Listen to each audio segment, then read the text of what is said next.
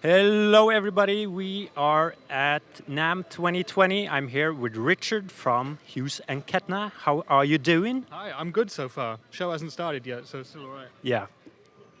It's a bit quiet, so we decided to do a video. And by the way, we also have Henning in the background. Some eye candy in the background for you guys. We're doing a how to sound like Queens of the Stone Age. That's a sound that I'm really familiar with. And we're trying to do that on the Black Spirit 200 combo. Yes. So I'm going to play. Richard will tweak after my wishes. And I only have one camera, so I will show you what settings I end up with in the end, I guess. Yeah. Right? Yep, sounds good to me. Are you ready? Can they hear me if I'm Oh. away from the microphone? I'm not that good with a reporter mic yet, as you can tell. So how you doing, Richard? Harry's over there. Are you good, Harry? Yes. Good. Vlad is also here behind the camera. Yeah, how you doing, Henning? How you doing, Henning? Fine. I'm so good. I'll take the mic. Yeah. You play, I'll hold this thing because I'm used to holding big. No. I'll hold the thing. Okay. So I'll tell Richard what I want to do, Yeah. and since I don't have a mic, you can say in the microphone what you're doing, like turning up the mids, for example. Exactly, yeah. Okay, so first it's important to tell the people what Queens of the Stone Age sound you're ultimately trying to achieve today. Like, is there an album or a track specifically that you want to get? I think I'm just doing like an overall Queens of the Stone Age sound. Yeah. So, and I'm in E standard. So, or maybe it's a bit more of the newer sound that they have since I'm in E standard. But I'm going for a sound with a lot of mids in them. Yeah. All right? All right, let's do it. Yeah. All right, so let's hear what the amp sounds like, just like this.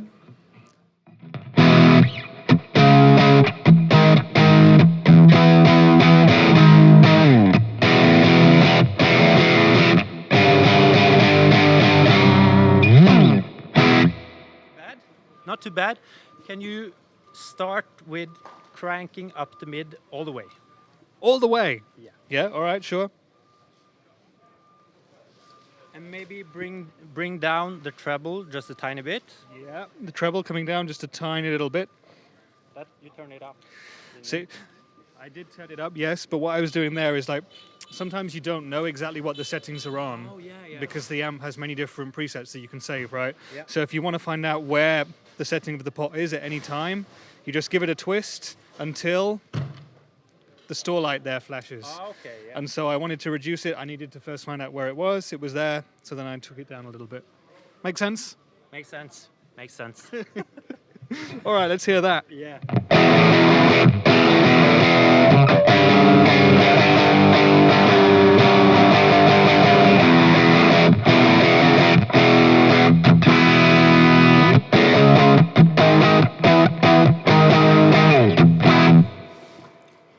I'm happy with that.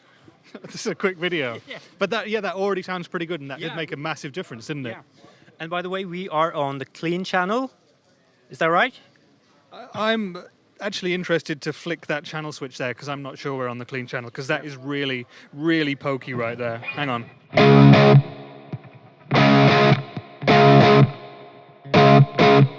Yeah. So that P90 is really pushing. It is, yeah. I remember from 42 Gear Street that I played with the Black Spirit, and there's a boost right on it. Yeah. Can we maybe try to engage that one? Okay, you play a little bit. I'll turn it on and off. Yeah.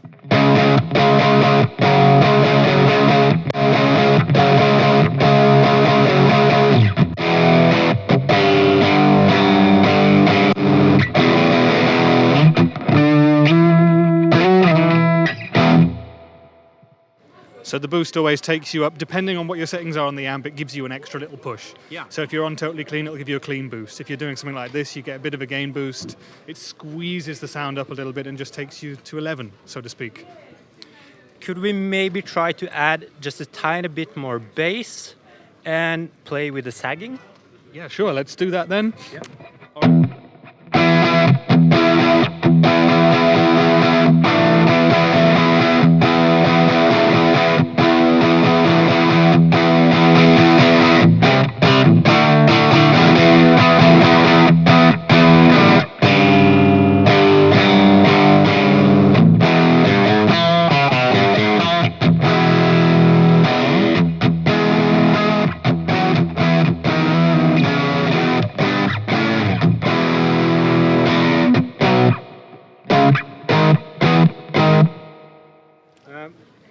Can you maybe tell me what the sagging is doing?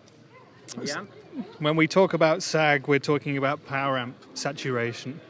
When you hear these old school guys who play tube amps exclusively talking about when they push an amp all the way up and kind of the operating voltage starts to give up on itself and the amp is being pushed harder than it can take it, you get all this massive kind of overtones coming out, you get a compressed sort of a sound. It's that kind of voodoo magic sound that people talk about. And what the sagging control on the Black Spirit 200 is doing is emulating that power amp sag. And what's really cool about that is on the old tube amps you had to whack the volumes all the way up to get that sound. Yeah. With this you can do it as quiet as we're doing here, Yeah. so at kind of speech level. Yeah. And what we had it on at the start and what I've turned it back to is 4 out of 8, so we've got it on about halfway. Yeah. I turned it all the way down, Yeah. I turned it all the way up and then back to the middle. Did you hear and feel a difference to it? Yeah, absolutely. Could we maybe try that again and just do some extreme settings with the sag? Yeah. I'll start all the way down, then turn it all the way back up and then end it up on the middle. All right?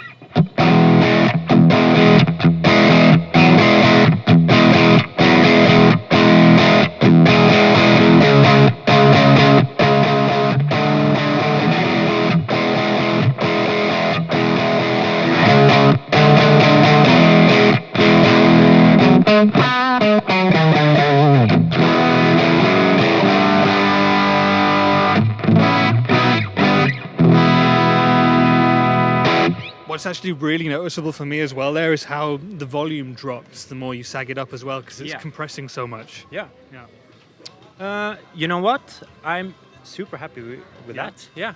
Could we maybe try one thing with a delay? Yeah, sure. Yeah, let's do that. Yeah. So a very typical thing is to have a slapback delay with a long feedback time, like Yeah. That's a very typical Queens of the Stone Age Yeah. thing. Should we try that? All right, with a similar bass tone, or would you change the sound of the guitar first? I think like the bass sound is where I want it to be. Yeah. Yeah. All right, let's do it. You play it, I'll try and dial that in. Hang on. I'll press the effects access button. This is the first video of the show. Okay. First time you're on the amp ever. Yeah, exactly. Yeah, I've never touched this before.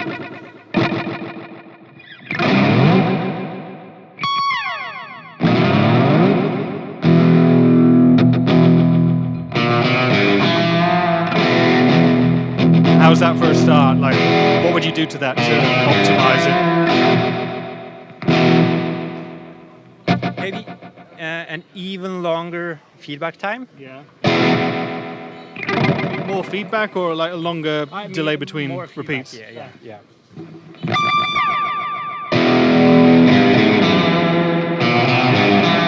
Almost like a spooky sound, sort of. Yeah.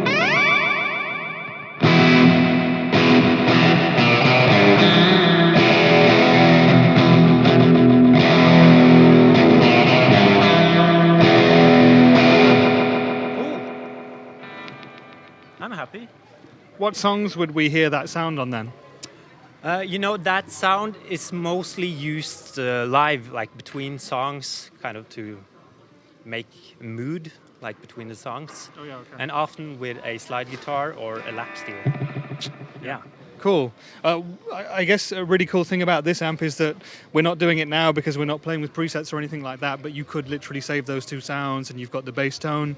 You press one button to add the delay in, press the button again to Yeah. take it out, and that's how simple it can be, yeah. Yeah.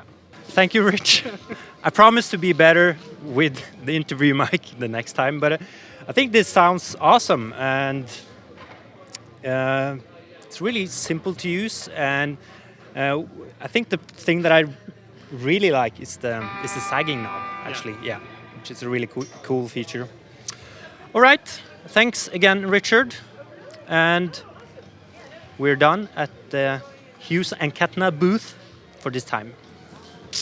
Bye!